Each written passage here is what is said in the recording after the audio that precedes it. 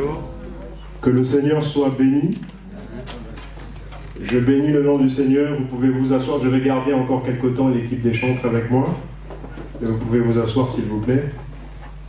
Je bénis le nom du Seigneur pour cette occasion. C'est un privilège renouvelé de la part du Seigneur. C'est une grâce. Car je ne suis pas digne de me lever là devant vous. Je suis sans doute le pire d'entre vous. Mais à moi, il a été fait cette grâce aujourd'hui et cette confiance de notre pasteur, le bien-aimé frère Évra, de vous apporter de la part du Seigneur quelque chose. Je bénis notre pasteur aussi, le pasteur Abraham, qui a été pour nous une véritable bénédiction, n'est-ce pas?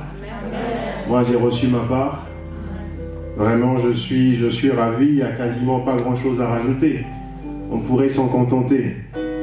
Mais bon, l'homme étant formaliste, les choses étant prévues comme ceci et comme cela, on va le faire tout de même. Et je pense vraiment que le pasteur Abraham nous a aidés, comme je dis souvent, à ramener le ciel sur la terre. Quand la parole est prêchée, c'est le ciel qui s'ouvre. Selon que le Seigneur a dit, vous verrez désormais le ciel ouvert et les anges monter et descendre. C'est une interrogation. C'est quelque chose qui doit susciter notre étonnement et notre questionnement. Les anges sont censés être dans le ciel, n'est-ce pas? Si le ciel est ce firmament que nous voyons, a priori, les anges sont censés y être, n'est-ce pas? Mais s'ils y sont et que ce ciel s'ouvre, le premier mouvement qu'ils peuvent faire, ce n'est pas de monter, c'est plutôt de descendre. Alors le Seigneur commence en disant, vous verrez désormais le ciel ouvert et les anges monter et descendre.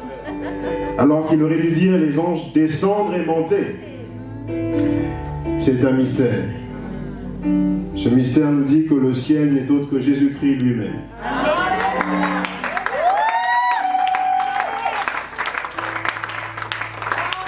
Et au jour de sa chair, quand il ouvre le ciel, c'est-à-dire quand il monte à la croix, c'était ça l'ouverture du ciel, les anges montent. Mais ensuite ils descendent pour rendre témoignage au jour de la résurrection et s'adresser aux femmes. Dire, mais qu'êtes-vous allé faire au tombeau? Ne vous avait-il pas dit que le tombeau serait vide? Ne vous avait-il pas dit que le troisième jour il ressusciterait? Donc que la gloire soit rendue au Seigneur de ce que notre pasteur, le pasteur Abraham, nous a aidé à ouvrir le ciel tout à l'heure. Le chant est important dans le culte que nous rendons à Dieu. Amen. Les cantiques et les psaumes. Le thème est très vague. Le jour du Seigneur. C'est très vague. On pourrait y dire tellement de choses. On pourrait y rester 52 dimanches. C'est-à-dire toute une année. On pourrait y rester même 10 ans qu'on n'aurait pas terminé. C'est pourquoi notre pasteur, le pasteur Abraham, nous a mis en garde et nous a prévenus en disant, je ne vais peut-être pas tout vous dire, mais je vais vous dire l'essentiel que Dieu a mis dans mon cœur. Et s'il en est un autre qui passe, peut-être pourra-t-il compléter. Amen. Et je crois par la grâce de Dieu, c'est ce que nous allons faire. Je crois que le Seigneur nous a parlé tout à l'heure, et je pense qu'il va nous parler encore maintenant. La Bible déclare, c'est le bien-aimé frère Paul, apôtre de Jésus-Christ, qui parle. Si je venais à vous, si je ne vous parlais pas en révélation, je vous parlerai en connaissance. Si je ne vous parlais pas en connaissance, je vous parlerai en doctrine. Si je ne vous parlais pas en doctrine, je vous parlerai en prophétie. C'est-à-dire qu'il y a 4 façons,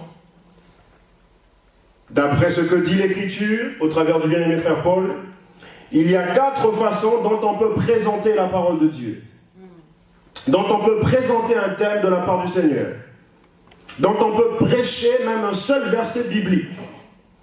Quand je prends l'exemple de Jean, chapitre 3, au verset 16, que vous connaissez tous et donc que je ne dirai pas, mais lorsqu'on prend son exemple, un frère pourra aborder la chose de telle façon, peut-être par doctrine, et ce même verset, un autre vous l'apportera par prophétie. Un autre encore vous l'apportera par connaissance. et pourquoi pas un autre par révélation.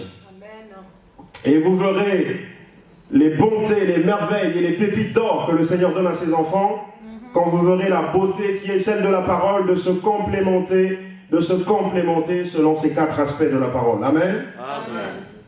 C'est une joie. Je bénis Dieu parce que l'Esprit communique. Le pasteur Abraham nous a parlé de Joël. Du livre de Joël, le chapitre 1. Où ai-je mis cela? Chapitre 1, vers le verset 4 là-bas. Et aussi chapitre 2, vers le verset 25. Vous savez, en général, lorsqu'on aborde le livre de Joël dans nos églises, c'est plutôt pour citer Joël 2, 28. Vous connaissez cela? Qu'est-ce que ça dit, Joël 2, 28? Frère Serge. Il répondra de son esprit sur oui, sur là. Voilà. En général, c'est pour ne parler que de ça. C'est comme si tout le livre de Joël se résumait à Joël chapitre 2, verset 28. Et je bénis le Seigneur de voir la beauté de la parole, lorsqu'il en est qui prennent encore d'autres versets de Joël et qui nous montrent leur applicabilité aujourd'hui. Amen. Et qui nous montrent combien cela nous concerne encore. Et combien l'Ancien Testament est valide et nous concerne et nous parle. Parce que le bien-aimé frère Paul, le bien-aimé frère Jacques, le bien-aimé frère Céphas, Jude et j'en passe, ont enseigné l'évangile, ont enseigné la bonne nouvelle du royaume à partir de ce que nous appelons l'Ancien Testament. Amen. Amen. Ils n'avaient pas avec eux ce que nous appelons le Nouveau Testament.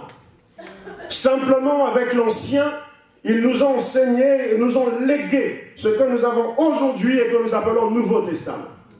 Ce qui montre à suffisance qu'effectivement, nous ne devons pas nous contenter lorsque nous ouvrons l'Ancien Testament, d'aller dans Joël 2, 28, d'aller dans les psaumes, d'aller dans les cantiques, d'aller dans Lamentation, et puis dire, bon, ça y est, ou encore d'aller dans Genèse.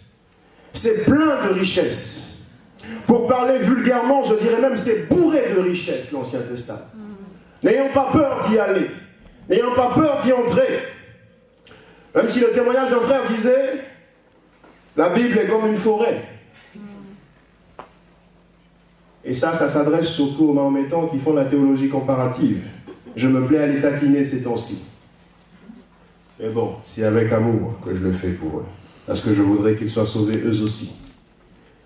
Il y a un frère qui témoignait en disant, la Bible est comme une forêt. Vous allez l'ouvrir. Vous allez la lire. Mais quant à la comprendre, c'est comme un homme qui est entré dans une forêt dense, comme la forêt équatoriale. Tout le monde sait comment faire pour entrer dans une forêt, n'est-ce pas? Parce que quand vous n'y êtes pas, vous êtes à l'extérieur de la forêt, tout endroit de la forêt est pour vous une entrée. Tout endroit de la forêt, du moment où vous êtes à l'extérieur. Donc ça n'est pas difficile d'en trouver l'entrée. Mais une fois que vous y êtes entré, pour en sortir, vous avez l'impression qu'il n'y a plus aucune sortie. Parce que là-dedans, tout devient sombre. C'est à peine si vous voyez à 2 mètres ce qu'il y a de vous. Vous ne savez plus comment sortir. Et il faudrait que quelqu'un qui connaît cette forêt, parce qu'il y a grandi, parce qu'il y a été, vous prenne par la main et vous conduise. Alléluia. Il en est de même pour la Bible. Alléluia. Et c'est une joie. Sans plus tarder, je disais qu'il a parlé sur ça, sur Joël, et effectivement, je parlerai à peu près de la même chose. Mais plaise à Dieu, nous présenterons cela sous d'autres aspects. Mais avant, nous allons commencer par la lecture du bien-aimé frère Ésaïe. Ésaïe chapitre 13, au verset 9. Ésaïe chapitre 13 au verset 9. Voici le jour de l'Éternel qui arrive. Cruel, jour de courroux et d'ardente colère, qui réduira la terre en désolation, qui exterminera les pécheurs. Car les étoiles des cieux et leurs constellations ne feront plus briller leur lumière. Le soleil s'obscurcira dès son lever, et la lune ne fera plus luire sa lumière. Je punirai le monde pour sa méchanceté, et les méchants pour leurs fautes. Je ferai cesser l'orgueil des présomptueux, et je rabaisserai l'arrogance des tyrans. Je rendrai les hommes plus rares que l'or fin. Je rendrai les humains plus rares que le métal d'Ophir. Verset 13. C'est pourquoi j'ébranlerai les cieux et la terre. J'ébranlerai les cieux et la terre sera secouée sur sa base par le courroux de l'Éternel des armées et par le jour de son ardente colère. Amen, amen. Amen. Est-ce qu'on peut acclamer la parole de Dieu?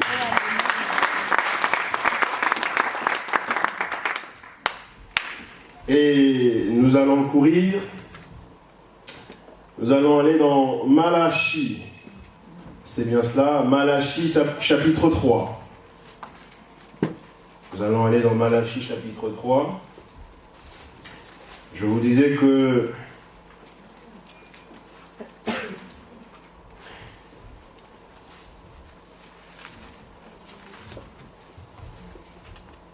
Malachie chapitre 3, nous allons lire à partir du verset 2. Est-ce que quelqu'un a trouvé? Amen. Est-ce que quelqu'un peut courir?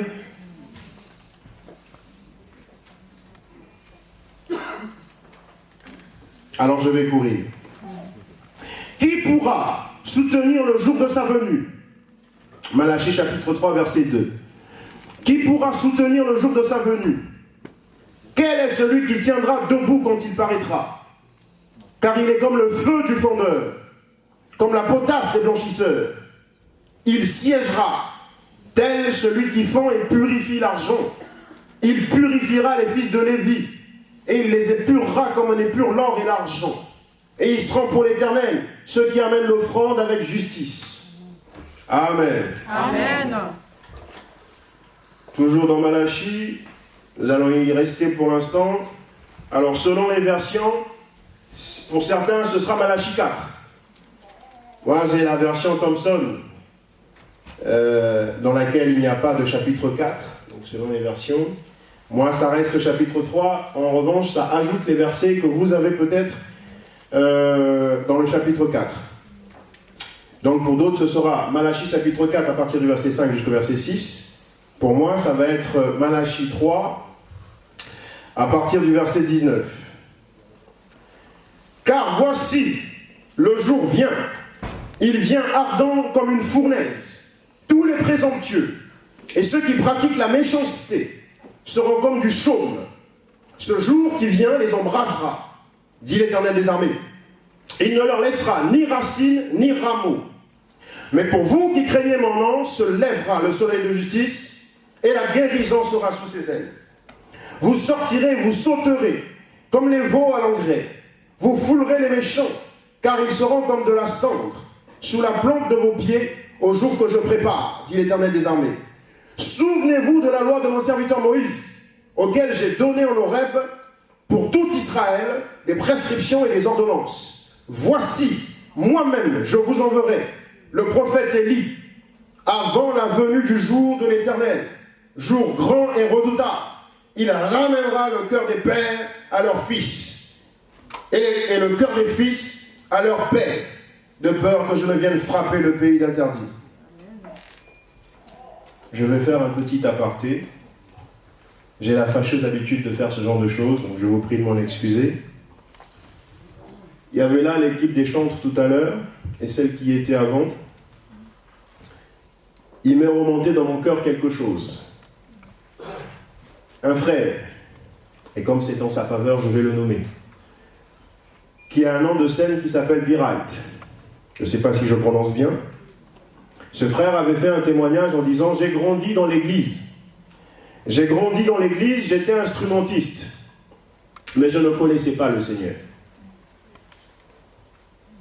Je ne connaissais pas le Seigneur. Pourtant, j'ai grandi dans l'église. » Et il dit, lors d'un voyage avec des copains, où je m'en allais faire ma vie, si je me souviens bien de son témoignage, quelqu'un m'a accosté, alors que j'étais en dehors du pays d'où je suis.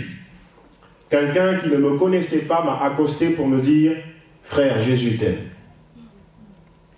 Et il dit qu'il s'est effondré en larmes. il s'est effondré en larmes. Parce qu'il était allé pour faire tout sauf ce que Jésus demande, ou sauf ce qui plaît à Jésus. Et il était étonné de voir que dans le groupe où ils étaient nombreux, cette personne qui ne connaissait ni David, Adam, soit venue seulement devant lui.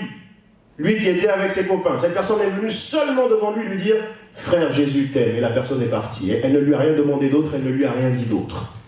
Il s'est effondré. Et il témoigne que ce jour-là, il a rencontré le Seigneur.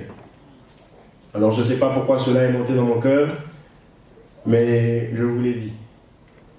Que la gloire revienne au Seigneur. C'était un aparté. Amen. Je le fais. Alors, nous venons de faire ces lectures que sont Ésaïe chapitre 13 au verset 9, Malachie chapitre 3, n'est-ce pas, qui parle du jour du Seigneur. Justement, c'est c'est le thème du jour du Seigneur. En décrivant ce jour comme étant grand, redoutable, comme étant un jour de colère.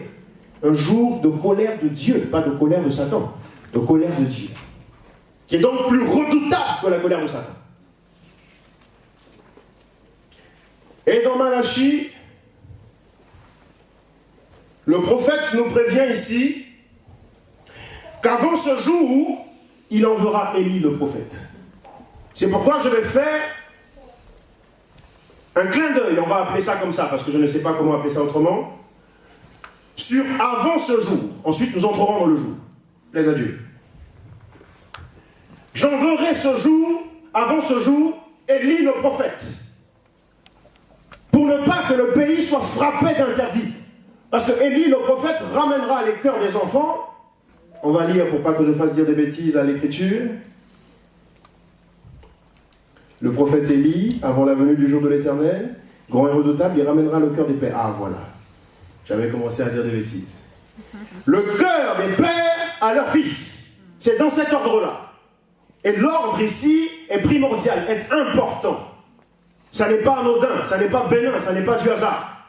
C'est le cœur des pères à leurs fils. Et ensuite le cœur des fils, c'est cela, à leur père.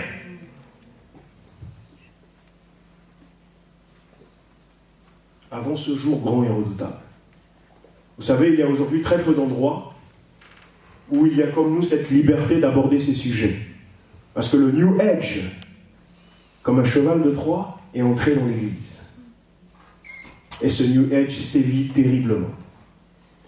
Et ce New Age aujourd'hui, par des messages tels que le dominionnisme, la théologie du royaume maintenant, nous empêche de prêcher l'enlèvement. Parce que dans la théologie du royaume maintenant, qu'on appelle encore le Kingdom Now, il est dit que les chrétiens n'iront pas à l'enlèvement, qu'il n'y a pas d'enlèvement qui tienne pour l'Église. Que ce sont au contraire les chrétiens qui doivent tout faire pour aider le Seigneur à venir, non pas les enlever, mais à venir régner. Et que cependant, il n'y aura jamais aucun enlèvement.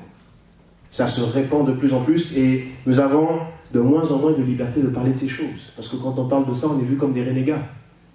On est vu comme des têtes à abattre. Et nos têtes sont mises à prix par manière de parler. Et personne ne veut plus nous recevoir. Tiens, ces gens sont des terroristes. Ils terrorisent le peuple de Dieu en parlant d'enlèvement. Ils font peur au peuple de Dieu. Et ils font fuir le peuple de Dieu. Et nos églises se vident parce qu'ils apportent un message de peur. Mais je vous rassure tout de suite. Vous parlez de l'enlèvement, vous parlez de l'eschatologie, de la grande tribulation, comme l'a déjà fait mon prédécesseur. Ce n'est pas un message de terreur que nous vous donnons. C'est un message de prévenance. Amen. Nous vous prévenons. Parce que figurez-vous, il y a des événements eschatologiques. Il y a des événements des temps de la fin. Il y a des événements de dernier temps. Que vous y croyez ou pas, là n'est pas la question. Ces événements vont s'accomplir. Amen. Que vous puissiez vous dire, oh, c'est de la rigolade. Ces gens-là sont des illuminés. Ces gens-là sont des fous. Ces gens-là sont des zinzins. Et ils disent des bêtises. C'est pas grave. Moi, je prends ça sur mon compte, je suis zinzin. C'est pas grave. Mais que vous le vouliez ou pas, que vous le croyez ou non, ces événements vont s'accomplir. Amen. Et donc, il est salutaire pour vous. Et donc, il est un amour grand que nous vous manifestons à vous parler de ces choses, à vous prévenir de ces choses. Les fois où au CEP nous avons parlé de ça, je vous ai dit une chose. Comme il n'y a pas que les bien-aimés du CEP, je vais donc le redire. Je vous ai dit une chose. J'ai pris un exemple. Et là, j'en prends un autre, mais qui va dans le même sens. Il y a un vol qui s'appelait le vol DC-10 de la compagnie UTEA. Ceux qui sont de l'Afrique centrale et même ceux qui sont de la France connaissent bien cette histoire. Le vol DC-10 de la compagnie UTEA, qui d'ailleurs n'existe plus depuis cet événement-là. Dans ce vol-là, il est dit qu'il y avait une bombe dans l'avion. Le vol est parti de cette ville qu'on appelle Brazzaville, au Congo, quelque part en Afrique centrale. Il est dit qu'il y avait un fils de quelqu'un d'important dans le pays. Ce fils de quelqu'un d'important dans le pays, il est dit, à en croire ce qui se raconte, qu'il avait été prévenu de l'événement qui allait se produire. Ce vol devait faire escale quelque part. Et il était prévu que la bombe explose après l'escale. Pas avant. Lorsque le vol a fait escale, ce fils de quelqu'un de soi-disant important, comme on dit là-bas dans ce pays, les Banaya.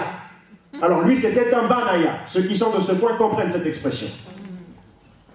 Ce prétendu fils a donné, toujours d'après ce qui se raconte, l'information à un de ses meilleurs amis qui était avec lui dans ce vol. Le vol était à destination de Paris. Il a donné l'information. Lorsque l'escale a eu lieu, il lui a dit « Ne remonte pas dans cet avion. Fais comme moi, nous restons tous les deux ici, toi et moi. » L'ami lui a dit « Mais attends, mais tu es fou, tu délires. Mes parents m'ont acheté un billet très cher pour que j'aille là-bas en Europe faire des études et tout le reste. Et toi, tu me demandes de rester dans un pays africain. Faire quoi?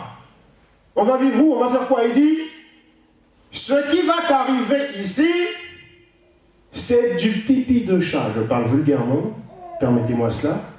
À côté de ce qui pourrait t'arriver si tu restes dans ce vol. Alors, ne me demande pas d'explication, tu fais ce que je te dis. Sinon, c'est tant pis pour toi. Alors, l'ami a eu peur. Il dit, attends, je connais mon ami, il n'est quand même pas fou. S'il me dit ça, il doit avoir une raison. Je ne sais pas pourquoi.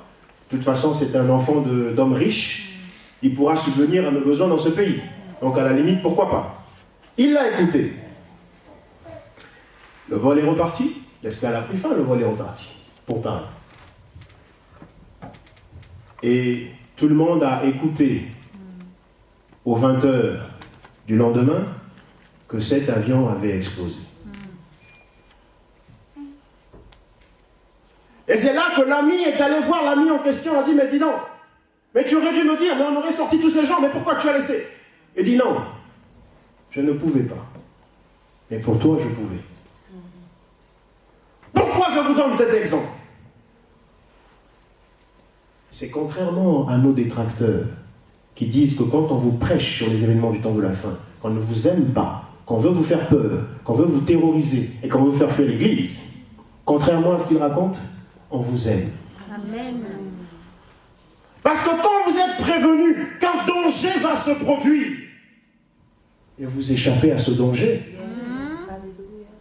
Mais quand vous n'y êtes pas prévenu, vous allez y échapper comment? Vous n'y échappez pas. C'est pourquoi bénissez le Seigneur pour ces serviteurs que vous voyez là. Alléluia. Qui sont, comme j'ai dit dernièrement, même si on me l'a reproché, on m'a dit, mais tu es un flatteur. Je dis, oh, si vous me connaissiez, vous ne diriez pas cela. Mais je dis les faits.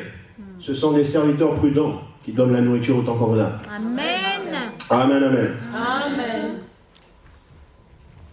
Et donc là, c'est pareil. Ce jour redoutable et grand va se produire. Mais avant, le Seigneur envoie Élie le prophète. Au jour de sa chair, quand on a questionné le Seigneur, on lui a dit, mais pourquoi les pharisiens disent-ils, mais nous croyons que tu es le Messie.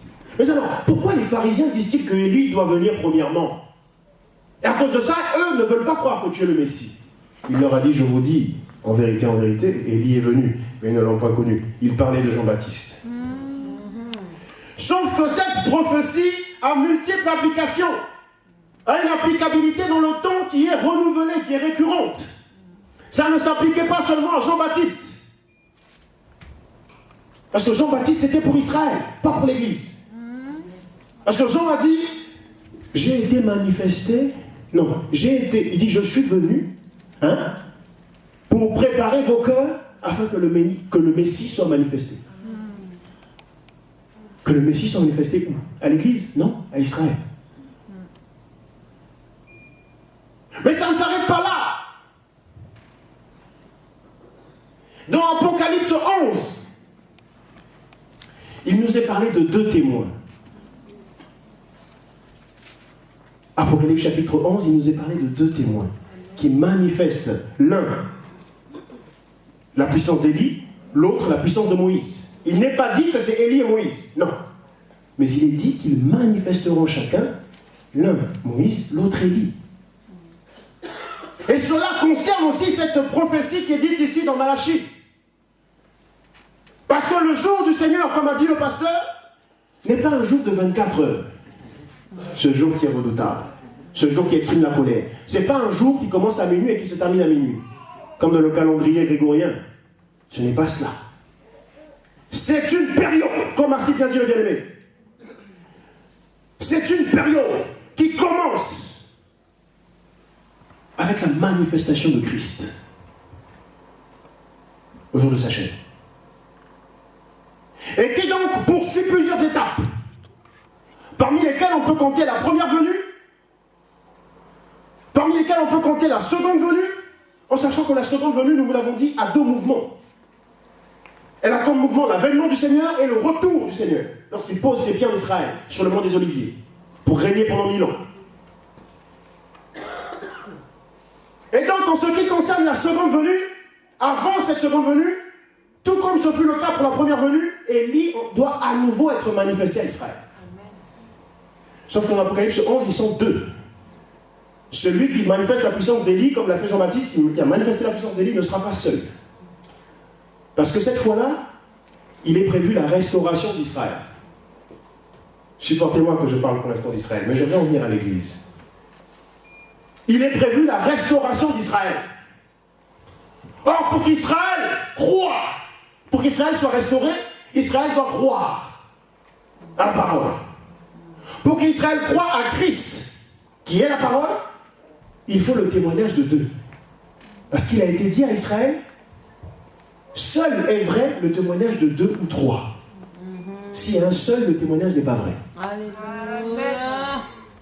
C'est pour ça que le Seigneur envoie 2 témoins, 2 chandeliers, 2 oliviers, et non pas un. Du temps de Jean-Baptiste, il en a envoyé 1. Et Israël n'a pas cru. Parce que c'était le témoignage d'un seul. Mais pour qu'Israël croie, le Seigneur doit en envoyer 2. C'est pourquoi pour la seconde venue, il en envoie 2. Parce qu'Israël ne croit que quand il y a un témoignage de 2. Ce n'est que là qu'Israël croit qu'il y a la vérité. Amen. Amen. Mais ces choses s'appliquent aussi à l'Église. Sauf que pour l'Église, ça n'est pas de manière physique. Le Élie qui doit venir pour l'Église avant ce jour grand, c'est une affaire spirituelle. Quelle est cette affaire spirituelle? Même si certains se sont accaparés de cela, n'est-ce pas? Des prophètes ont dit, je suis Malachie 4.5. Gloire soit rendue à Dieu pour eux.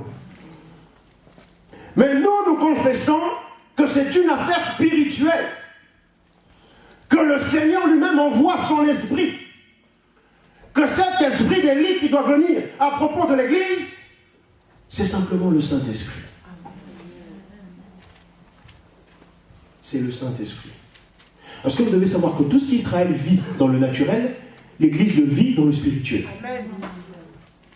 Parce que Dieu n'a pas 2 peuples, comme certains le pensent. Dieu a un seul peuple, mais qui a 2 aspects. Un aspect terrestre et un aspect céleste. Yes. Nous le voyons avec Abraham, dans l'Ancien Testament. Un temps, Dieu lui dit, tu ne crois pas que je multiplierai ta descendance? Sors de ta tente. Quand il le fait sortir de la tente, c'est le temps du soir. Il lui dit, regarde les étoiles du ciel.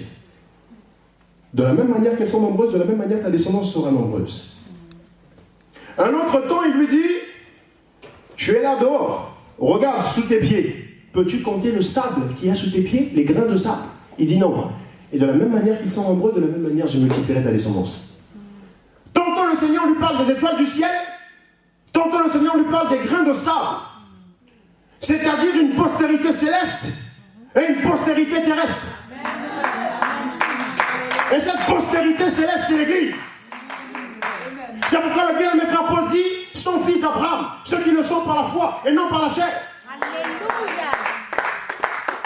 Lorsque les pharisiens nous disent, nous n'avons pas pour père le diable, nous ne sommes pas des fils illégitimes, notre père c'est Abraham. Il dit, menteur que vous êtes, hypocrite. Si vous aviez pour père Abraham, vous croiriez aux œuvres d'Abraham. Mais voici, vous n'avez pas pour père Abraham. Car moi, je vous le dis, son fils d'Abraham. Ceux qui ne le sont pas selon la chair, mais selon l'esprit. Donc Dieu a un seul peuple, mais qui a deux aspects. Amen. Amen. C'est pour ça ce que vit le peuple dans l'aspect terrestre, le peuple dans l'aspect céleste le vit aussi. C'est pour ça, autant un Élie est envoyé à Israël, autant un Élie est envoyé à l'Église. Mais le Élie de l'Église, c'est le Saint-Esprit. Ça n'est pas une personne physique. Ne le cherchez pas parmi les humains. Ne le cherchez pas dans le quintuple ministère d'Éphésiens 4. Il n'y est pas. Il n'y est pas. C'est le Saint-Esprit. Et c'est ce Saint-Esprit qui, dans Matthieu chapitre 25, dans la parabole des 10 vierges, dit, lance un cri à minuit, quand toutes s'assoupirent, quand les 10 vierges s'assoupirent, et les folles et les sages. C'est le Saint-Esprit qui lance le cri et dit, voici l'époux vient. Vous me suivez? Amen. C'est pour nous montrer que l'Église aujourd'hui est effectivement dans un état où elle n'est pas prête pour recevoir le Seigneur. Pour rentrer dans ce jour du Seigneur où il vient, le jour de son avènement, qui sera également le jour de l'enlèvement de l'Église. Pour parler de cette phase du jour. Parce que comme on a dit, dans le jour, il y a plusieurs phases. Mais pour ne parler que de la phase de l'avènement, qui est concomitant. Pourquoi? Parce que nous sommes dans le sommeil. Comme il est écrit dans Matthieu chapitre 25.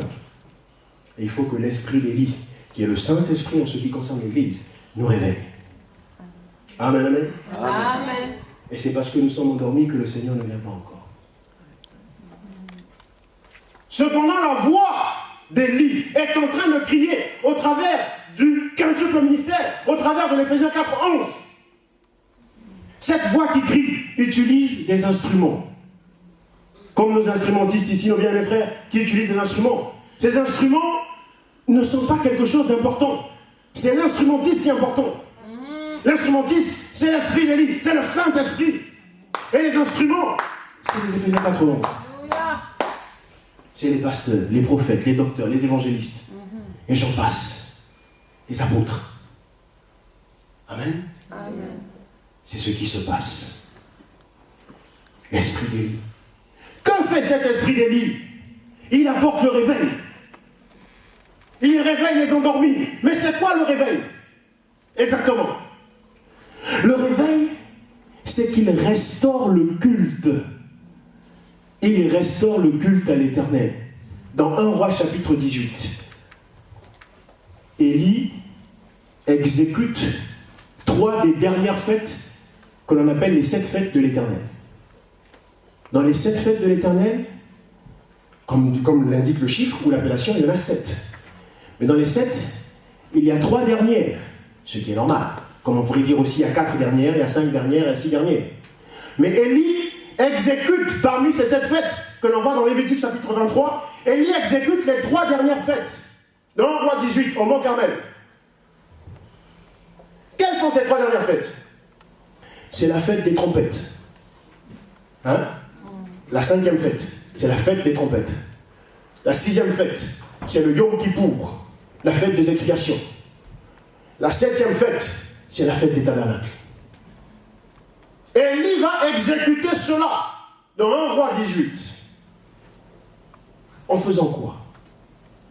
Après que les 450 prophètes d'Akéra et les 400 prophètes de Baal, en tout 850, après que ces gens-là aient échoué à sacrifier à leur Dieu, parce que leur Dieu n'a pas répondu par le feu, Élie va dire, bon, vous avez fini, vous avez fini. Vous avez eu toute la journée, votre Dieu n'a pas répondu. Il est peut-être en train de dormir, c'est pas grave, vous n'avez pas pu le réveiller. Moi, on ne sait pas si mon Dieu dort, mais vous allez vous en rendre compte. Avant, il dit quoi? Il dit au peuple, maintenant tous derrière moi. Tous derrière moi. Il dit au peuple, il dit, venez derrière. Et vous verrez si l'Éternel ne répond pas. Lorsqu'il dit, venez derrière, il sonne de la trompette. Il fait célébrer le peuple, la fête des trompettes. Et cette fête des trompettes, c'est ce que nous faisons tous les jours lorsque nous prêchons Christ, nous l'Église. C'est ce que fait le quintuple ministère. Nous célébrons la fête des trompettes. C'est ce que fait Élie à Israël, 1 Roi 18. Et après avoir célébré la fête des trompettes, Élie dit, maintenant, Éternel, je te prie, réponds, pour que ces gens sachent que tout ce que j'ai fait, je l'ai fait par ta puissance. Je l'ai fait par toi, et non par Baal. Maintenant, réponds. Dieu a répondu par le feu. Le feu a consumé le sacrifice. En consumant le sacrifice, l'adoration a été rétablie. Parce que l'adoration, c'est faire le sacrifice à l'Éternel. Vous vous souvenez? Lorsqu'Abraham dit, je vais aller adorer mon fils et moi. Après 3 jours de marche, il dit à ses serviteurs qui l'accompagnaient, il dit, bon, maintenant restez ici. Mon fils et moi, nous allons aller adorer. Abraham est allé faire quoi? Il est allé sacrifier. Lorsque Moïse, devant Pharaon, dit, laisse le peuple aller. L'Éternel demande le peuple d'aller adorer après une marche de 3 jours. Laisse-nous, nous irons adorer après 3 jours de marche. Il parlait de quoi? D'aller faire le sacrifice. Donc l'adoration, c'est sacrifier à l'Éternel. Élie vient donc là de rétablir l'adoration par les expiations. Il a rétabli l'adoration. Et après, il fait quoi? Il dit, bon, moi j'ai adoré en faisant l'expiation. Maintenant, vous, le peuple, que faites-vous? Quand le peuple a constaté, le peuple aussi a adoré. C'était les tabernacles. Amen. Amen. Et pour l'Église, le Seigneur, par le Saint-Esprit, exécute ces 3 mouvements avant le jour de sa colère. Qui déjà pour l'Église commence par l'enlèvement. Comme nous l'a enseigné le bien-aimé pasteur. Le Seigneur exécute cela. Il sonne les trompettes. Il fait l'expiation à la croix. Et il célèbre l'adoration. Jean 4, il le dit à la Samaritaine. Le Père veut des adorateurs. Amen. Amen. C'est en étant dans cet état que l'on sera prêt pour l'enlèvement. Que l'on ne ratera pas l'enlèvement. Parce que voici, je vous le dis, beaucoup rateront l'enlèvement. Et malheureusement, passeront par la grande tribulation. C'est une vérité. Vous voyez cela dans Apocalypse chapitre 7. Vous voyez cela dans Apocalypse chapitre 20, au verset 4. C'est une vérité. Le texte est plus que clair. Extrêmement clair. Et c'est important pour nous de savoir ces choses.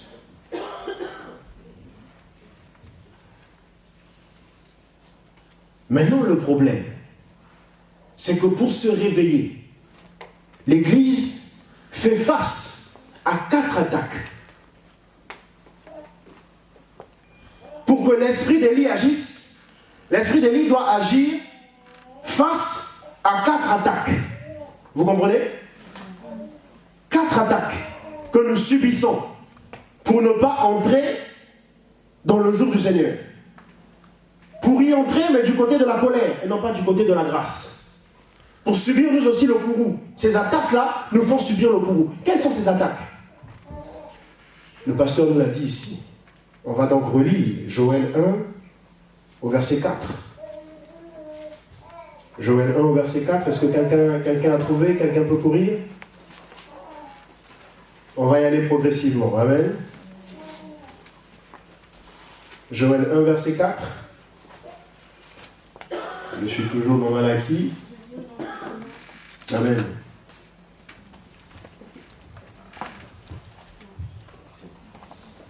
Ce qu'a laissé la chenille, la sauterelle l'a dévoré. Ce qu'a laissé la sauterelle, le grillon l'a dévoré. Ce qu'a laissé le grillon, le criquet l'a dévoré. Ouais. Alors, je n'arrive pas à me retrouver avec ma comme ça. Vas-y. Tu peux reprendre s'il te plaît? Ce qu'a laissé la chenille, la sauterelle l'a dévoré. Ce qu'a laissé la sauterelle, le grillon l'a dévoré. Ce qu'a laissé le grillon, le criquet l'a dévoré. Amen. Dans d'autres versions, il est parlé, comme a dit le pasteur, de la sauterelle, du gazam, du gélec et du asile. C'est juste une question de version. Là, on parle de grillon, on parle de chenille, on parle de sauterelle et autres. Mais il s'agit exactement du même texte. D'accord? On va lire cette fois-ci Joël 2, verset 25. À partir du verset 25. Est-ce que quelqu'un d'autre a trouvé et peut courir pour nous aider? Juliet, je te passe le micro, je te fais la page, s'il te plaît. Joël 2 à partir du verset 25.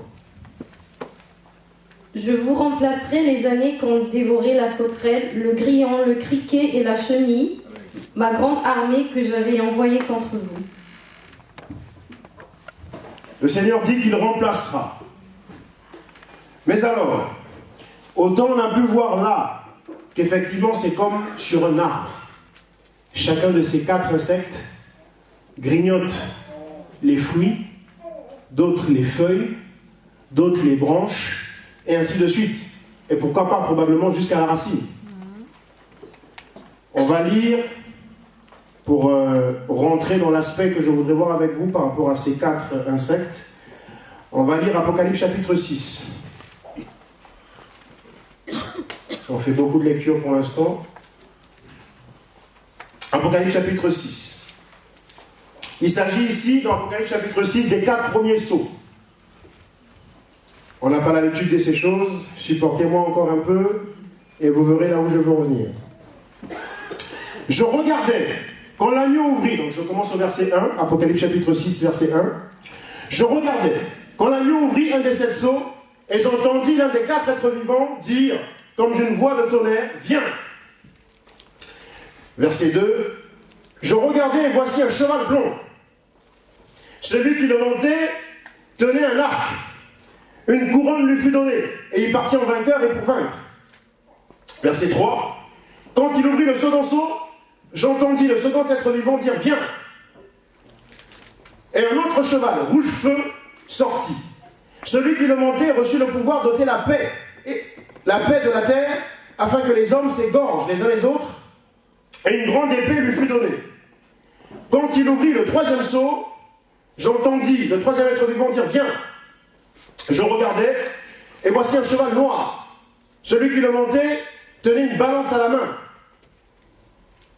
Verset 6. Et j'entendis comme une voix au milieu des 4 êtres vivants, elle disait, une mesure de blé pour un denier, et 3 mesures d'orge pour un denier. Quant à l'huile et au vin, n'y touche pas. Verset 7. Quand il ouvrit le 4e sceau, j'entendis la voix du 4e être vivant dire, viens. Verset 8. Je regardais et voici un cheval de couleur verdâtre. Celui qui le montait se nommait la mort. Et le séjour des morts l'accompagnait. Le pouvoir leur fut donné sur le quart de la terre pour faire périr les hommes par l'épée, par la famine, par les pestes et par les mauvaises bêtes. Et du moins les bêtes sauvages de la terre. Ce qu'on a lu là, ce sont les 4 premiers sceaux de l'Apocalypse. Et là, je vais pouvoir ouvrir encore un peu plus, de façon que les choses vous paraissent de plus en plus claires. Ce sont là les 4 premiers sceaux de l'Apocalypse. Dans ces 4 premiers sceaux de l'Apocalypse, l'Église est encore sur terre. L'Église n'est pas enlevée. Donc, autant le monde va subir ces attaques, autant l'Église les subira aussi. En ce qui concerne l'Église, ça nous renvoie à ce que nous avons vu dans Joël chapitre 1 et dans Joël chapitre 2. Joël 1, 4 et 2, 25, qu'on a lu. Et dont le pasteur nous a parlé. Donc les 4 insectes. le gélec, le gazam, le asile et la sauterelle, que l'on voit là-bas, grillons, chenilles, etc. Le premier sceau, on dit c'est un cheval blanc. Celui qui le monte tient un arc. Une couronne lui fut donnée et il partit en vainqueur et pour vaincre. Normalement, un arc, quand tu vas te battre, celui-là s'en va se battre. Hein? Il partit en vainqueur et pour vaincre. Quand on parle de vaincre, de vainqueur, il y a un combat qui est engagé. Quand tu t'engages dans un combat et que tu prends comme arme on dit quoi déjà? Un arc? Un arc. Merci. Un arc, tu es censé prendre avec aussi quoi? Des flèches. Tu ne t'engages pas dans un combat avec pour arme un arc et sans aucune flèche. Ça veut dire quoi? Ça veut dire que cette attaque, en ce qui concerne l'Église, c'est l'attaque de la séduction. C'est une séduction. C'est une séduction. C'est un séducteur. Il vient, et c'est pourquoi il est monté sur un cheval blanc. Parce que normalement, c'est Christ, dans Apocalypse chapitre 19, qui est monté sur le cheval blanc, avec pour arme l'épée qui sort de sa bouche. Lui, il est monté sur un cheval blanc, faisant croire qu'il est Christ. Mais le problème, c'est qu'il s'engage dans un combat avec une arme incomplète. C'est donc une séduction. L'Église sera attaquée, la première attaque, pour nous empêcher d'entrer dans la grâce de l'enlèvement. L'Église sera attaquée par la séduction. Dans sa première phase, le diable attaque l'Église par la séduction. Et concrètement, la séduction, c'est quoi? C'est tout type de message, où on vous donne l'impression d'honorer le Seigneur, de glorifier le Seigneur, alors que c'est tout le contraire, c'est le diable qui glorifie. Les enseignements du New Age, par exemple, mais pas que. Tous ces types d'enseignements étrangers qui sont en train de frapper l'Église. Le pasteur a parlé de scanner, quoi qu'il a parlé de ça dans un autre sens. Et moi, je vais prendre le même mot dans un tout autre sens aussi. Aujourd'hui, par exemple, dans la plupart des églises en Afrique, on vous parle du mot scanner, pour ne citer que ça comme exemple. Scanner. Et on vous dit que les pasteurs qui ne font pas ce scanner sont des pasteurs, il y a foufou la quoi. Pour ceux qui sont de ce coin-là, ils comprennent ce que ça veut dire. C'est-à-dire, sont des pasteurs bidons, ne sont pas des pasteurs. Ce ne sont pas des vrais pasteurs. C'est ça que ça veut dire. Pasteur à foufou la quoi. Pourquoi? Parce qu'ils ne font pas le scanner. Et du coup, personne ne veut aller écouter la parole qui est prêchée là-bas. On dit non, non, non, chez vous on fait le scanner? On dit non, on ne fait pas le scanner. Ah ben du coup, je n'y vais pas. Donc les gens recherchent quoi? Des églises vers le scanner. Et cette affaire du scanner, où il est question, donc ce qu'ils appellent le scanner, c'est de dire à la personne, ah demain, tu seras riche, je vois ta vie, je vois ton futur, il va t'arriver ci. Il va t'arriver ça, tu n'auras plus de problème d'argent, tu ne seras plus surendetté, tu auras plein de voitures, plein de maisons, tout un patrimoine, etc. Et tantôt c'est, ah je vois, ton grand-père veut te sacrifier, ta grand-mère qui est au village là-bas veut te tuer, elle a décidé de te tuer, en tout cas là, surtout que c'est la fin de l'année qui s'approche, c'est toi son gibier, c'est toi son mouton qu'elle va cuisiner bien bien comme il faut dans la nuit, dans une casserole invisible. Scanner. Et celui qui reçoit ça dit, oh là là, c'est un grand pasteur. Et on donne l'offrande. Là-bas, on dit Mabonza. On donne l'offrande. C'est une séduction. Mais c'est un exemple parmi tant d'autres. La première attaque que le diable fait subir à l'Église, c'est ce premier saut. Du moins, c'est le premier saut qui nous le révèle. Ce n'est pas le premier saut qui en lui-même est une séduction. Non, non, non. C'est ce que nous révèle le premier saut.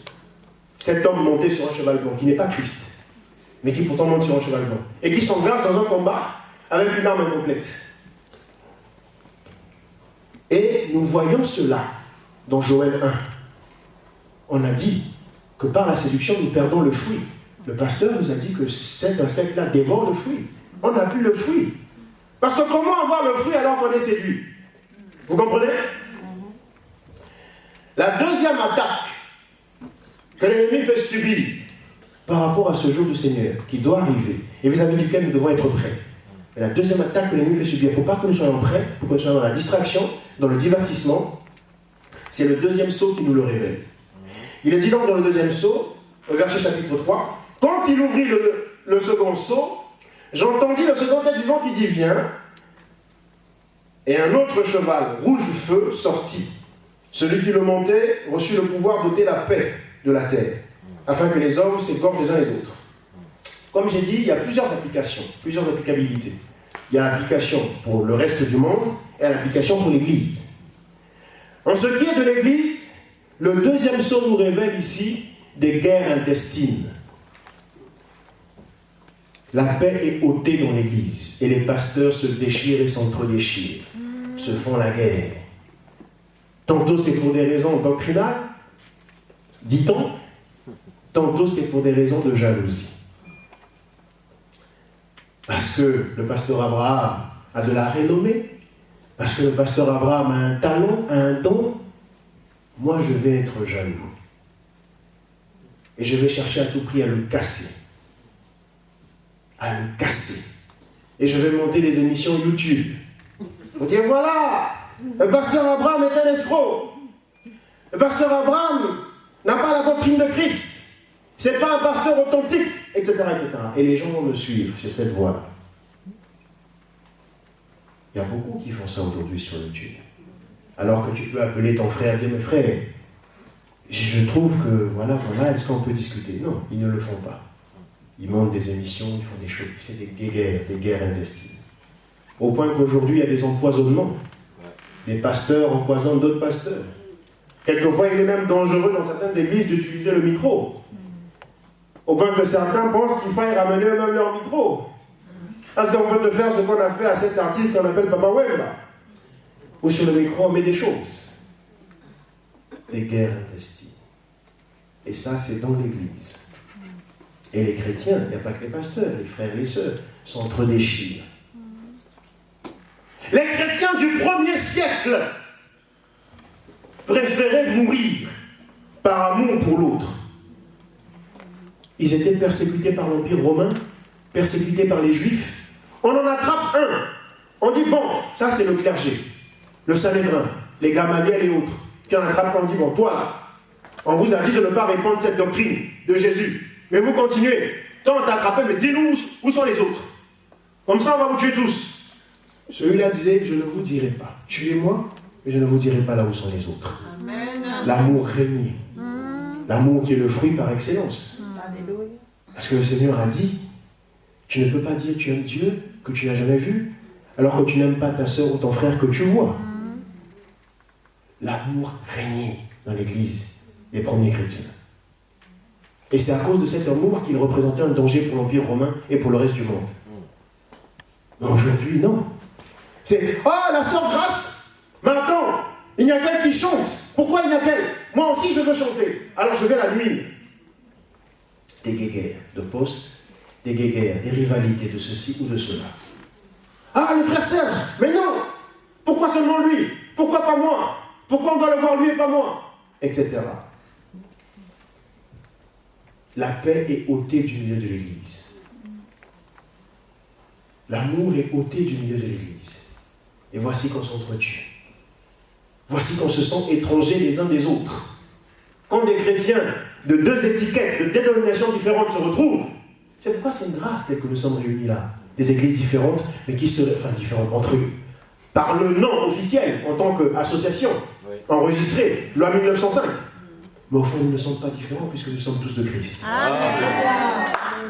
Mais lorsque par le nom, ces églises dites différentes par le nom, par l'appellation, cette église-là va s'appeler église les lapins égorgés, l'autre là-bas va s'appeler église des pigeons terrorisés, l'autre là-bas église des aigles qui ont vu la révélation de cette tonnerre.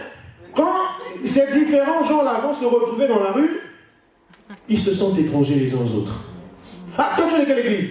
Ah, moi je suis l'église des mystères de cette tonnerre. Toi tu es de quelle église? Moi je suis l'église du silence d'une demi-heure. Ah, mais toi c'est quoi? Moi je suis l'église des 70 semaines de Daniel. Ah, toi c'est quoi? Ah, moi je suis l'église des chasseurs tués. Ah, toi c'est l'église des chasseurs tués, d'accord. Mais oui, comme tu n'es pas dans mon église, alors, on est ennemis, ou on ne se connaît pas, ou on ne doit pas se parler. C'est la vérité. Ou on ne doit pas s'entraider. Tu vois la sœur qui est de l'église des chasseurs tués, la sœur en difficulté, je dis, non, moi je suis du CEP. Moi je suis du CEP, elle est de l'église des chasseurs tués. Donc je n'ai pas à l'aider. Elle m'est étrangère, cette sœur. Il m'est étranger, ce frère. Parce qu'on n'est pas dans la même église. Un raisonnement que les chrétiens du 1er siècle n'avaient pas. Ils se voyaient, ils s'appelaient frères. Ils ne cherchaient pas à comprendre de quelle église tu es, de quelle ville tu es. Est-ce que tu es de l'église de Thessalonique? Est-ce que tu es de l'église d'Éphèse? Est-ce que tu es de l'église de Pergame? Est-ce que tu es de l'église de Thyatire? Est-ce que tu es de l'église de Laodicée? Est-ce que tu es de l'église de Philadelphie? Ça les importait peu. C'est pour ça que le bien-aimé frère Paul va dire, dans une des lettres qu'il envoie, il dit, je vous envoie cette lettre-là, vous à l'église de Cété, je ne sais plus quelle est. Et il dit, transmettez la même lettre à l'église de Laodicée. Que la même lettre soit lue à l'église de Laodicée. Parce que c'était véritablement une famille. Amen. Ils savaient véritablement ce que ça voulait dire frères et sœurs. Aujourd'hui, nous chrétiens, on s'appelle frères et sœurs, mais on ne sait pas ce que ça veut dire frère. On ne sait pas ce que ça veut dire sœur. Tu l'appelles sœur, mais tu ne la considères pas. Tu ne l'aimes pas. C'est le second cheval. Et par rapport à Joël 1, 25 et 2, 25, vous trouverez vous-même à quoi ça correspond par rapport à la brillante démonstration que le pasteur nous a faite tout à l'heure. Dans le troisième sceau, au verset 5, Apocalypse 6, quand il ouvrit le troisième sceau, j'entendis le troisième être vivant dire, viens. Je regardais et voici un cheval noir. Celui qui le montait tenait une balance à la main. Et j'entendis comme une voix au milieu des 4 êtres vivants, c'est la famille. Puisqu'il s'agit de l'église, vous vous en doutez, il ne s'agit donc pas de famine physique. Il ne s'agit donc pas, quoique, il y a des chrétiens qui n'ont pas à manger chez eux. Et comme a dit le pasteur, quand il vient, frère Serge, je n'ai pas à manger chez moi. Et le frère Serge, j'enseigne, c'est un exemple. Le frère Serge, plutôt que de lui dire, ah, moi j'ai un petit poulet là, viens, on va partager. Frère Serge va dire, non, va rabat-chocorer seulement. Va, tu rabats-chocor, et Dieu va faire descendre le poulet du ciel. Kota Tingo, va, jeune, fais ceci, rentre en profondeur, cherche la face. Pour manger, non, pour manger, il n'y a pas besoin de chercher la face de Dieu, frère. Sinon, les païens ne mangeraient pas. Amen. Parce que les païens n'ont jamais cherché la face de Dieu, mais ils mangent tous les jours. Hein? Ils mangent tous les jours. Bill Gates, tu vas lui dire non, pour acheter une voiture ou pour manger, va jeûner. Mais il va te rire au nez, il dit, mais attends, mais toi, tu vas pas bien, tu es toqué. Ça va pas. Et pourquoi tu vas dire ça à ton frère chrétien? Si tu en as, tu donnes. Si tu n'en as pas, tu dis, frère, je n'en ai pas. Mais je prie que vraiment le Seigneur suscite quelqu'un qui en a et qu'il donne. Amen. Prions ensemble. Vous voyez? Et en Afrique, vraiment, vous savez, moi je suis africain, donc je parle beaucoup de mes origines. Parce que chacun sur terre a un point d'ancrage. Amen. Amen. Ce n'est pas satanique de parler de ces choses. En Afrique, c'est au point, parce que la misère est tellement accrue, de par les régimes politiques qui y sont, pour ne pas entrer là-dedans, pour ne pas fâcher certains, mais la misère est tellement accrue, et elle est entretenue par ces régimes-là. C'est fait à dessein. Et les choses sont telles que, quand vous allez chez quelqu'un aujourd'hui, alors que l'Africain était reconnu généreux, quand vous allez chez quelqu'un aujourd'hui, mais malheureusement, il y a même des gens qui en France font ça. Alors qu'en France, on arrive quand même à avoir un peu de nourriture. Hein? Des fois, c'est même le restaurant du cœur qui nous aide. Des fois, c'est même les romanistes qu'on injurie, secours catholiques. On les injurie, vous êtes du diable, vous êtes de la mauvaise doctrine. Mais on va prendre leur nourriture. On va faire la queue. Monsieur, vous aussi, vous êtes catholique? Ah oui. Donc, mettez dans vos crédits, là, mettez seulement, mettez. Bon, mais, je vous salue, Marie. Non, pas de je vous salue, mais mettez seulement, mettez. Secours catholique. Donc, pourtant, en France, on a quand même ces choses-là. Mais même en France, les gens font ça. Quand vous allez les voir, ils vous voient seulement arriver ou vous sonnez. Il fait signe à l'enfant. La casserole. Sous le lit. Parce que le frère et la soeur, on le connaît. Quand il vient, ah non, sous le lit. Donc on a même entraîné les enfants dans cette attitude. Et l'enfant court, il prend la casserole sous le lit. Et quand le frère arrive, il dit, ah vraiment nous ici, ah on n'a pas mangé un frère, ah tel que tu nous vois là, on n'a pas. Mais ils ont mangé. Et il y en a qui cachent tellement les choses. C'est-à-dire le boire et le manger a tellement d'importance pour certaines personnes qu'ils vont jusqu'à cacher dans des lieux où ils oublient même qu'ils ont caché. 1 mois, 2 mois après, ils viennent retrouver ça a pourri. Mais finalement, entre le fait qu'un visiteur vienne manger et entre le fait que ça pourrisse, qu'est-ce qui est mieux? Qu'est-ce qui est mieux? Il cache tellement loin qu'il oublie. Même lui-même quand il cherche, il dit, ah, mais j'avais caché ça où? Ah, mais je ne me souviens plus. Et 2 mois après, il cherche autre chose, il tombe sur ça par hasard. Il dit, ah, mais ça sent le pourri, c'est ça, là. Donc c'est là que j'avais caché.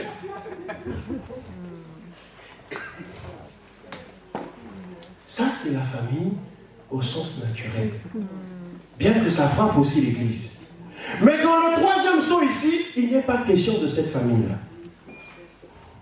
Il n'est pas question du boire et du manger physique. Parce qu'il est dit, l'homme ne se nourrira pas de pain seulement, mais de toute parole qui sortira de la bouche de Dieu.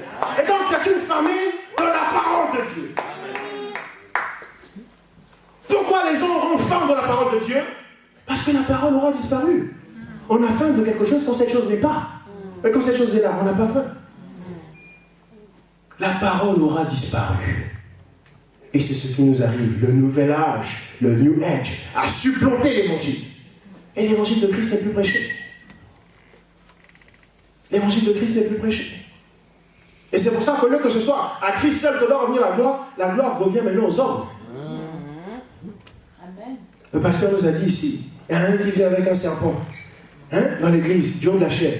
Et le serpent, il fait ça à chacun. La personne saute là-bas. La personne saute là-bas. La personne saute. Et les gens sont contents. Et la gloire lui revient. Parce qu'il y a la famille de la parole. Parce que quand vous êtes enseigné, on vous fait ça. Vous dites, mes frères, pourquoi tu nous emmènes le serpent dans l'église? Pour nous le chicoter et pour que nous on tombe chaque jour les démons sortent. Pourquoi tu fais ça? Ou est-ce que dans l'évangile, les apôtres ont sorti le démon avec des serpents qui chicotaient aux gens? Alléluia. Et si le frère est tort en disant, ah mais vous n'avez pas vu dans le désert, Moïse a élevé le serpent. Vous lui dites non. Ça c'est l'ombre. C'est une image. C'est un type. C'est une figure. Mais la réalité, c'est Christ. La réalité, c'est la croix de Christ. Parce que Christ a dit au jour de sa chair, de même que Moïse éleva le serpent dans le désert, de même le Fils de l'homme doit être élevé. Pour que ceux qui voient la croix soient sauvés. Donc frère, toi tu nous ramènes dans l'ombre, c'est quoi? Mais c'est du satanisme. C'est ça. Hein? Parce qu'il y a la famille, les gens ne sont pas enseignés. On leur fait manger le gazon. Et le pasteur l'a dit ici. Notre ami Georges Nama est champion du monde pour nous informer sur ces choses-là. On leur fait manger le gazon. Et ils sont contents. Et les mamans de 80 ans, de 90 et les enfants de 2 ans, tout le monde est en train de manger le gazon. Et quand tu leur dis, ah non, le pasteur a donné la révélation, on doit manger le gazon. La famille de la parole. Et quand ils mangent le gazon qui est indigeste pour notre estomac, ils vont régurgiter, ils vont vomir, si on me permet l'expression, et ils disent, non, comme j'ai vomi là, alors le démon est sorti. Donc c'est ma délivrance. Mais si c'est que ça, mais bois aussi le gazole, l'essence, là aussi, tu verras que le démon va sortir. Si d'après vous, le démon, c'est d'aller vomir. La famille. Les gens ne seront plus enseignés. Aujourd'hui, quand un chrétien rencontre un mahométan, il a peur, il tremble. Pas parce que le mahométan va lui faire la lampe, pas. Mais parce que simplement, il n'a pas d'argument devant le mahométan. Il est là, il tremble. Le mahométan lui dit, Jésus n'est pas Dieu. Ah bon? Ah, tu penses? Ah, oui, bon, montre-moi que Jésus est Dieu dans la Bible. Ah non, mon frère. Non, bon, il faut que j'appelle le pasteur Abraham. Mais non. Mais le pasteur Abraham est occupé avec son épouse. Dieu l'a appelé comment? Tu vas le déranger? Ah non. Il faut que j'appelle le pasteur Abraham. Oh. Mais quoi? Il tremble. On n'est pas enseigné. Un chrétien enseigné ne peut pas trembler devant un mahométan. Parce qu'un mahométan, c'est comme un lion en carton devant un chrétien. Un lion en carton va vous faire quoi? Rien du tout. Un chrétien enseigné ne peut pas trembler. Et la famille. Et les gens sont abusés. Frère Sébastien, prête-moi ta femme, ainsi parle le Seigneur. Ah bon? Et vous allez faire comme vous allez l'évangéliser. Oh non, je vais faire ce qu'un homme peut faire. Oh, mais comment? Ah, le Seigneur a parlé. Mais si tu es enseigné, tu sauras dire, oui, tu es peut-être pasteur. Mais l'Écriture ne montre nulle part où elle te donne le droit de prendre ma femme et de la connaître. Et qui plus est que ce soit moi qui puisse te la prêter. La famille. La famille. C'est le troisième saut qui nous le révèle. C'est une attaque. Par rapport à ce jour grand qui arrive. Par rapport à l'enlèvement qui arrive. C'est la famille. Quand vous donnez même Jean 3,16, à un pasteur. Oui, bon. C'est pourquoi bénissez le Seigneur pour les pasteurs que vous avez là. Amen. Vous donnez Jean 3,16 à un pasteur. Vous dites, pasteur, prêche-moi sur Jean 3,16. Ah frère, tu sais, bon, je dois d'abord aller manger. Hein, tu vois, bon, c'est pas la force. Et puis, la famille.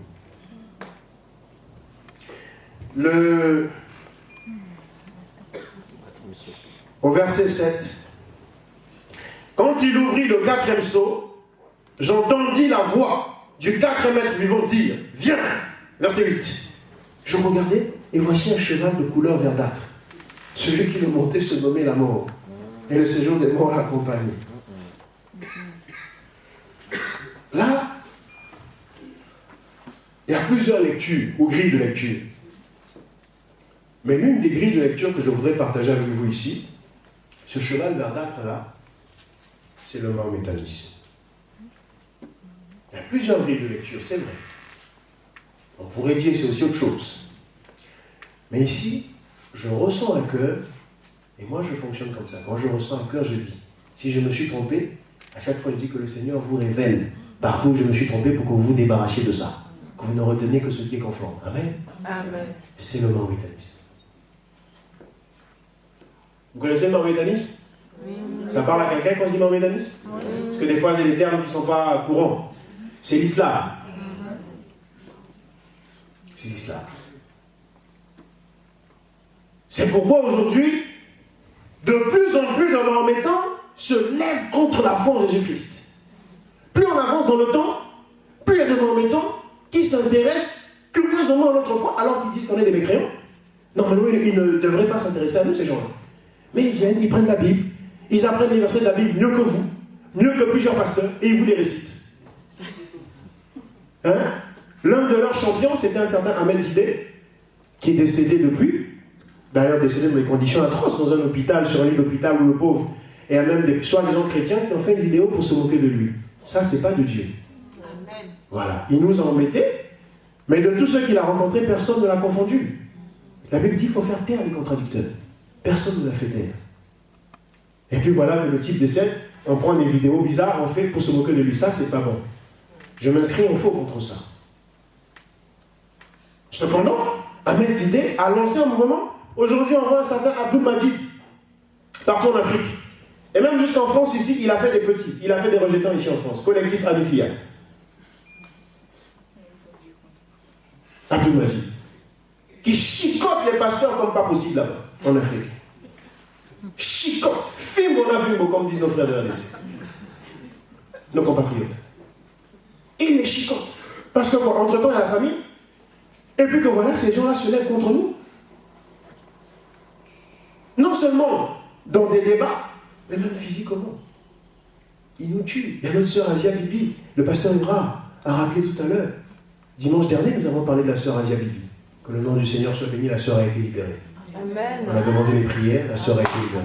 Mais elle était en un mort. Pourquoi? Pour avoir dit simplement, je suis chrétienne. Elle prenait de l'eau à un puits au Pakistan, dans sa ville. Voici qu'un homme vient vers elle et dit, et toi, tu es une femme. Tu es en train de prendre l'eau dans le puits là. Ça, c'est le puits des mahométans, ça. Est-ce que toi, tu es mahométane? Elle dit, non, je suis chrétienne. Ah! Condamnation à mort. Il a envoyé devant les tribunaux. Il dit, voici une chrétienne qui vient prendre l'eau dans notre puits à nous. Et qui ose me dire qu'elle est chrétienne. Or, en me disant qu'elle est chrétienne, elle m'évangélise. Oh. Et nous, notre loi islamique interdit que les chrétiens puissent nous évangéliser. Donc, elle est coupable, il faut la tuer. Et le procès a été fait, refait, refait. Et aujourd'hui, le Seigneur nous a donné la victoire. Nous a fait un beau sourire. Nous sommes rasés avec lui. Mais le mahométanisme est ce cheval vert. Ouais, non? C'est pourquoi eux, ils ont la couleur verte, là, hein, dans leur croissant de lune et dans tout le reste. C'est vert. C'est une attaque. Et pendant ce temps, les gens sont distraits. Les gens qui ont fait, ah oui, mais nous avons le même Dieu. Les chrétiens aussi qui disent maintenant, Inch'Allah. Alhamdulillah. Ah oui. Non, on n'a pas le même Dieu. On n'a pas le même Dieu. Notre Dieu à nous s'appelle Jésus-Christ. 1 Jean 5, 20. Nous croyons que Dieu nous a révélé le véritable Dieu en son Fils. c'est lui, Jésus-Christ, le véritable Dieu. 1 Jean 5, 20. Romains 9, 5. Ésaïe 9, 5. Jean chapitre 1. Au commencement était la parole. La parole était la présence de Dieu. Et la présence de Dieu était Dieu. Et ce Dieu-là s'est fait chair.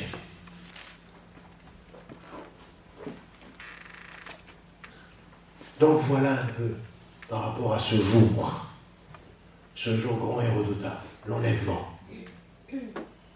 Si on ne nous parle pas de ces choses, c'est qu'on ne nous aime pas.